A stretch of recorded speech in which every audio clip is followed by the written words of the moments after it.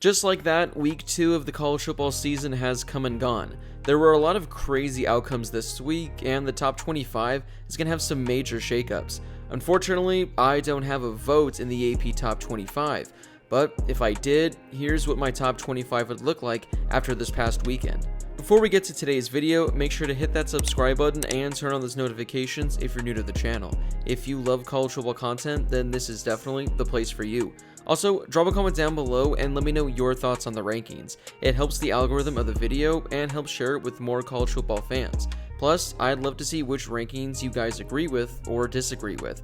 If there are any other college football videos you'd like to see similar to this on my channel, comment down below and it very well could turn into my next video. Number 1 doesn't change as it's still Alabama.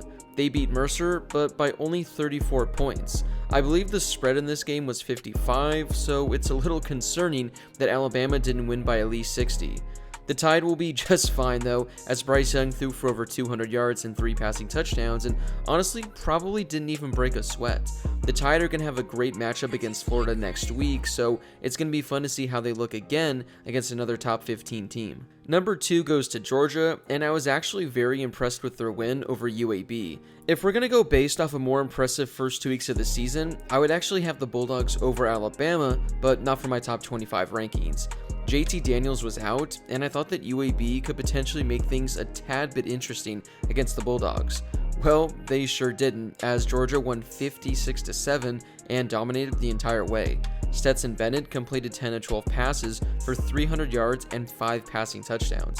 At this point, it's really looking like the 2 best teams in the country, with no close third, are Alabama and Georgia.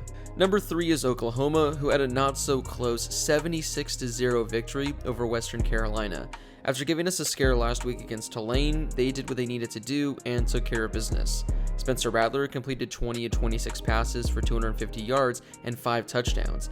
Western Carolina had absolutely no shot in this game, but it was great to see the Sooners put the game out of reach early on. Number 4 will be our biggest jump as the Ducks move up to number 4. They went into Columbus and knocked off the number 3 team in the country in Ohio State and dominated essentially the entire game. CJ Verdell rushed for 160 yards with 2 touchdowns and also led the team in receiving with 3 catches for 34 yards and a touchdown. Anthony Brown threw for 250 yards and 2 touchdowns while rushing for 65 yards as well.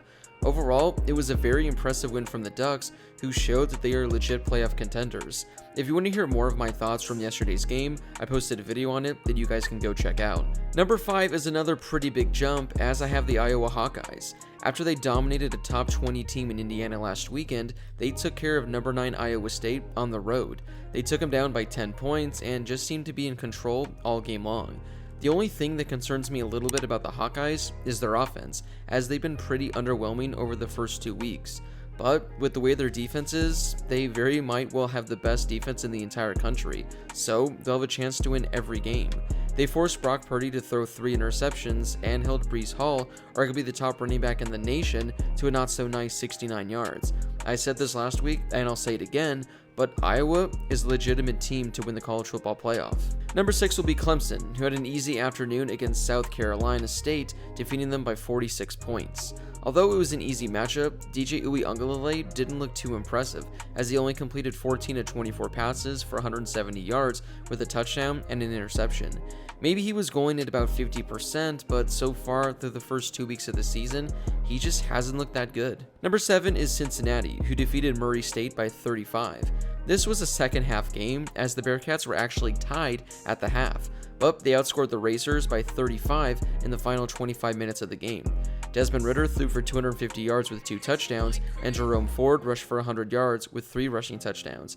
The Bearcats will have a great opportunity to add to their resume next week as they travel to Indiana. Number 8 goes to Texas A&M, who almost fell on the road to Colorado as they won by only a field goal. It wasn't until the final few minutes of the game in which the Aggies scored their first touchdown. It was a difficult game all day, but they ultimately pulled it off at the end. Haynes King was injured early on, so they turned to Zach Calzada. He didn't look great at all, as he completed 18 of 38 passes for 180 yards and a touchdown. The Colorado defense looked legit, as they held A&M to less than 300 yards. With that being said, the Aggies defense looked legit as well. They held the Buffaloes to 260 total yards and only 90 total passing yards. Moving forward, we know that A&M is going to have one of the best defenses in the country, but their offense so far looks like it could use some major work. Number 9 goes to Penn State, who defeated Ball State by 31. Sean Clifford threw for 230 yards with a touchdown, along with 65 yards on the ground with a rushing touchdown. As a team, the Nittany Lions rushed for 240 yards. Penn State held Ball State to only 69 yards on the ground and forced 2 turnovers. They're not as good as Iowa on the defensive side, but this Penn State defense is definitely one of the top in the conference, and they're definitely going to be a problem for other Big Ten teams. Number 10 is where I have Ohio State falling. I talked about it in my video yesterday, but the Buckeyes offense was great, while their defense was not so great. CJ Stroud threw for nearly 500 yards and gave his team a chance to win, but he still had too many costly mistakes. The Buckeyes are still a top 10 team in the country in my opinion, but they definitely need work all the way around. Their defense is a major concern, and they won't be a playoff threat until they fix it. Also, I get Stroud has only made 2 starts, but he needs to work on a lot of things as well if the Buckeyes have any hopes of reaching the college football playoff. Number 11 is where I have the Florida Gators, who beat South Florida by 22. They were up by 32 at the half, but were outscored by 10 in the second half. Emory Jones completed 14 of 22 passes for 150 yards with a touchdown, but he did have 2 interceptions. Still, he was a factor in the rushing game as he had 80 yards on the ground with a rushing touchdown. However, Anthony Richardson also impressed and looked pretty damn good. He completed all 3 of his passes for 150 yards and 2 touchdowns, while also rushing for 115 yards and a touchdown on only 4 carries. So, in his 7 plays, Richardson had 270 yards and 3 touchdowns. Not exactly sure what the Gators do moving forward at the quarterback position, but it's really hard to ignore what Richardson did. Number 12 goes to UCLA, who didn't even play a game. Not much to get into there, so shout out to the Bruins for being one of the lone Pac-12 teams that didn't disappoint us yesterday. Number 13 goes to Virginia Tech, who took down Middle Tennessee by 21. The Hokies rushed for 225 yards and had 4 rushing touchdowns on the day. It was a team effort as nobody rushed for more than 53 yards. The defense allowed only 66 yards on the ground, while the Blue Raiders averaged only 1.8 yards a carry. The Hokies continue to look like the second best team in the ACC early on this season. Number 14 will be the Wisconsin Badgers, who defeated Eastern Michigan by 27. Graham Mertz wasn't as awful this week as he completed 14 of 17 passes for 140 yards. All of the offense for the Badgers came on the ground, as Wisconsin rushed for 350 yards with 4 rushing touchdowns. The Badgers were getting essentially anything they wanted on the ground all game, and the Eagles had just no answer for them. For the game, the Badgers held Eastern Michigan to only 92 total yards. It was a dominating performance from the defense. The Eagles had only 18 rushing yards on 16 carries. I will give the Badgers credit, their defense has showed up over the first 2 weeks of the season. Number 15 is where I have Notre Dame, who yet again struggled. This time, they struggled against Toledo, who was a 17-point underdog. If the Rockets just played smarter football in the final 2 minutes, they win that game, and all of a sudden, the Irish have 1 loss. Instead, Notre Dame was able to escape with a victory. With how Florida State lost this weekend, last week's close game against the Noles is looking even worse now.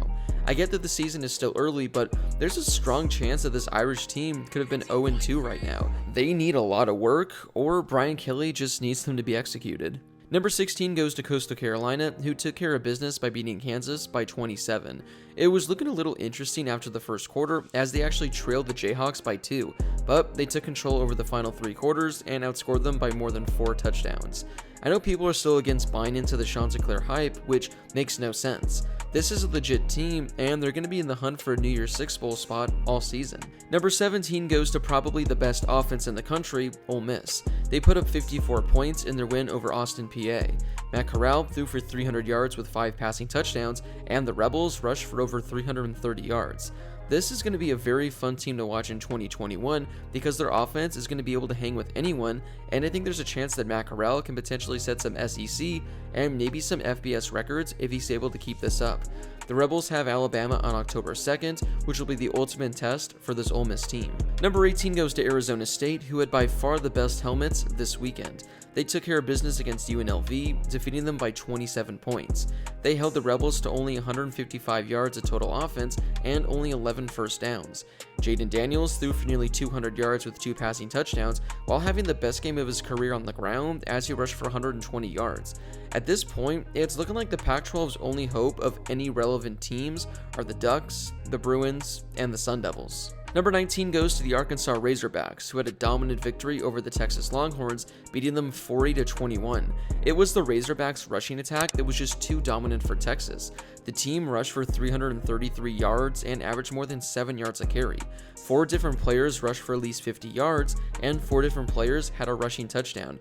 Their defense suffocated Texas all night, holding them to only 118 passing yards and only 3.4 yards a carry on the ground.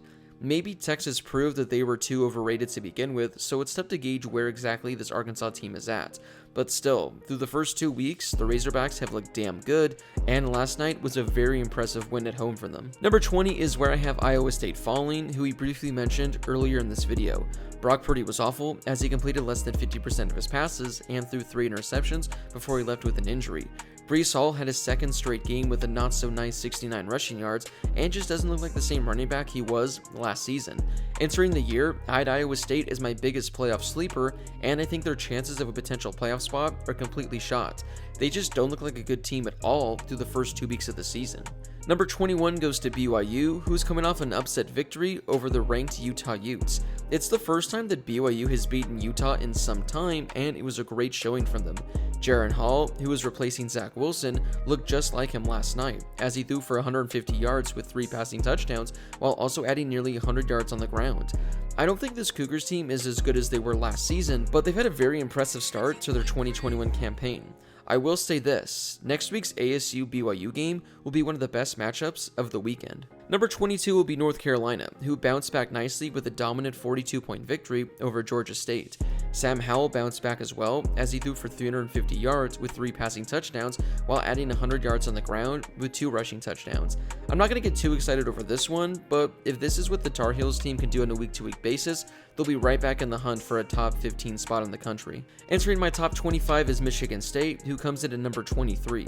After an awful 2020 season, I had no hope for the Spartans this year, but they've really impressed me to begin the season. After a great win over Northwestern last week, they took down Youngstown State by 28. Peyton Thorne completed 15 of 21 passes for nearly 300 yards and 4 passing touchdowns, while the Spartans rushed for 270 yards. Look out for this Michigan State team in the Big Ten as a potential sleeper this season. Entering the top 25 at number 24 will be TCU. They pulled off the come-from-behind victory over Cal, defeating them by 2 to move to 2-0 on the season. Max Duggan threw for nearly 250 yards with 3 passing touchdowns, while adding 70 yards on the ground with a rushing touchdown.